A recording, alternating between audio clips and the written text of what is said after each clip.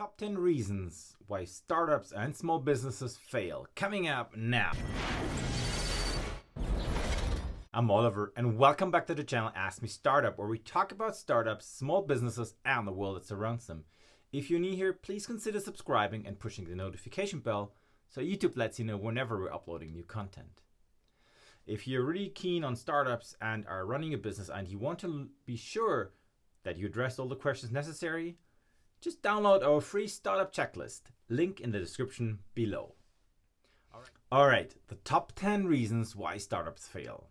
As a disclaimer, the research I'm citing here has been conducted 2019 and beginning 2020, so it does not incorporate the abnormalities in the economy that we're currently seeing due to the pandemic. And here are your top 10 reasons in reverse order. Reason number 10. Product mistimed. If you're selling refreshing ice cold lemonade in winter, you might be off to some surprise because customers might exist, but they might be rare. If you do the same thing in summer, things might look different. Now, as obvious as this small example seems, many times companies have missed the timing when to enter market when the product is actually in big demand. That is a challenge that almost every company is facing, depending, of course, on what type of product you're delivering. If you're delivering a product people are waiting for a long time, then this will not affect you. Reason number 9, ignore customers. You go like, what? I mean, I'm in a startup. How can I ignore customers? Reality is, and I am no excuse to that, if you are not asking and proactively asking feedback from customers, what they want, how they need it, you develop a tunnel view on your idea, on your startup, on your product. You develop the most craziest and what you consider sexiest things that you can provide with, and then the customers ignore it because they don't care about that.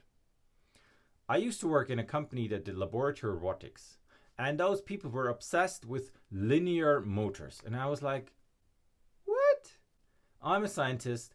And I don't care if there's a linear motor or a stepper motor or whatever different technology is in there.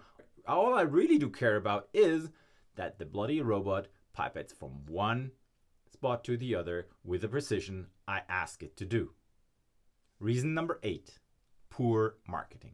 Now for many, specifically if you're coming from a scientific technological background, marketing is a challenge because it actually requires to think in a more psychological way how people are thinking about you, how people would like to be found, and that sometimes is totally different from the way of thinking, how do I develop a technology or software. Then people start shouting, get my free software, $2.99 today. People don't like this. Today marketing is more interactive. You use social media, for instance, like YouTube, like Facebook, like Instagram, a lot of other channels, to proactively show what you can do, and then people will start to get interested in you. But not addressing the right people in the right way is one of the major reasons to fail as a startup. Reason number 7, a product without a business model. Now, companies that have a great product, a once-in-a-lifetime sell-off, for instance, they have no business model, because if you, let's say, convince the customer to buy from you once and then they have the product for the rest of the lifetime and don't need any additional service, which, for instance, if you are working in science and you're providing a rock solid metal based pipette holder, people buy it once and then never again. This is not a business model because it's not scalable and it's not reoccurring. Hence, you make the one-off sales. Customers might like your product, but they have no reasons to come back to buy more. Hence, your company will fail miserably. Reason number 6, user-unfriendly product. How often have you come across a product that you thought should be perfect and then you couldn't use it? You couldn't use it the way you thought it is intentional for you. Now, I can tell you from the other side, because I've been developing products for over a decade now, that it is really, really tough to develop a product so that everybody can use it. And hence, we're coming back to the other reason, you have to get customer feedbacks. Without those, you never know whether your product is unusable to the customers or not. because your own intentions, your own way of doing is most likely not the way customers are doing it.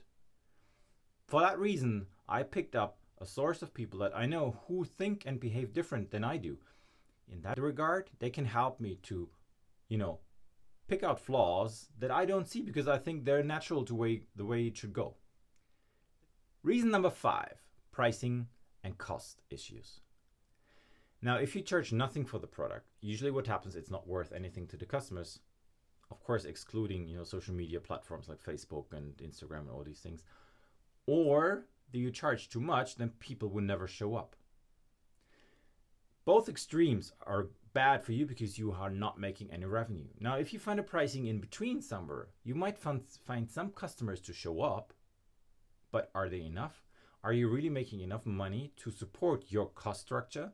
Which leads me to the discussion here, because cost structures are essentially the biggest killer on any startup because it can get out of control fast.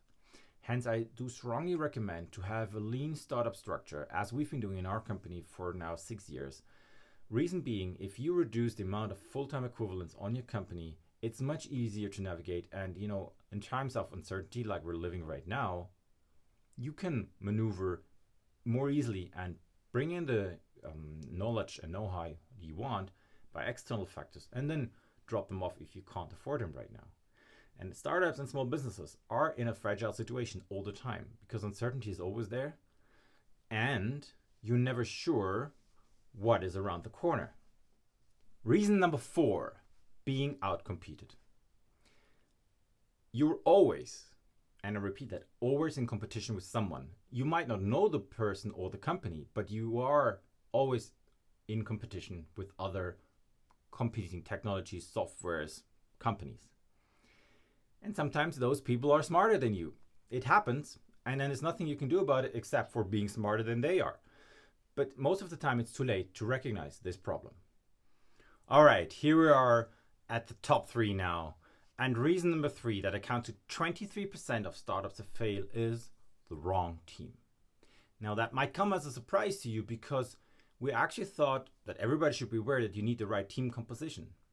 Not necessarily, because if you start up with a new idea, a product, a service, whatever, you actually take those people that have been most familiar with the idea with you. And then only on the go you realize that maybe you should have had that CTO from the start, or you should have had the business guy from the start to make sense of all the other activities around you. So not having complementary capabilities and skills is one of the big reasons startups fail. Reason number 2, and that accounts for almost 30% of startups that fail, is running out of cash. Money and time are finite. And that is a big challenge. And no matter how much money you're able to raise, you might run out of money if you're not able to monetize. There was this augmented reality startup called Darkry, and they raised 250 million, but had to close down their operations because they spent all of that money but weren't able to raise another round. Why were they not able to raise another round? Well, I wasn't there, but most likely it is because there was not a clear plan on how to monetize the product afterwards. So running out of money is the biggest problem companies face, and especially in times of uncertainty as we have right now, this is an even bigger challenge. Hence, we in our company, we're always looking to have enough cash around to survive 6 months flat without any income. Now, that is more likely to be the case for any startup that needs a product development and is not, in the need of having customers buy from them from the start go. And here we are at the top reason that accounts for 42% of startups and small business to fail is there is no market need. Many people try to solve problems. Many people think that this problem must be huge and important, but not necessarily it is seen as such by the customers. And that is true for almost, I would say 99% of all the SaaS companies that I see out there, and for 90% of the startups product base that I see out there. I do love the passion that those people start their ideas and think that it's important. But, building up an idea and starting and putting in money, but not proving that customers actually need it can be hard. And it is, it's a factual situation that if there is no market, people will not buy, and all the other factors that come up sum up to this factor at the end. And so even if you are in the phase that you could say, yeah, I have found the market need, but you created the wrong product, there will be no market need for the product, and hence your company will face death immediately or over a longer period of time, but it's not going to survive there. And as you can see, by all these numbers and all these points that we've been talking about today, there is a plethora of possibilities why things can go wrong. And that is also the reason why only so few companies actually survive. All right, everybody, I hope this was helpful to you. If you have any comments about your reasons or what reasons actually have been missing from the top 10 list today, just leave a comment down below. Download our free startup checklist to check whether your idea and product is actually worth developing further. And I see you next time.